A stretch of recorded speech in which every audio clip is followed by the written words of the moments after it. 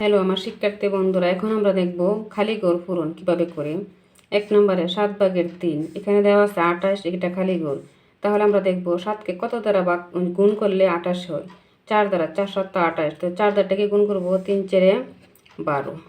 2 নম্বর একটা দেখব 4/3, এখানে দেওয়া আছে 34, এটা খালি ঘর। 4কে কত দ্বারা গুণ করলে 34 হবে। 4 4 নং 34, 9 দিয়ে এটাকে 3 নং 27। আবার এখানে 6/3, কিন্তু এখানে দেখা যাচ্ছে 2। এখন আমরা দেখবো এটাকে ছোটো করতে হবে, ভাগ করতে হবে।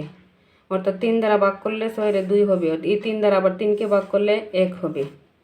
এখানে 48/12, এখানে দেওয়া আছে 1, অর্থাৎ কেউ কত দিয়ে ভাগ করলে 1 হবে, 12 দ্বারা। 12 কি 12, 12 থেকে 4 12 48।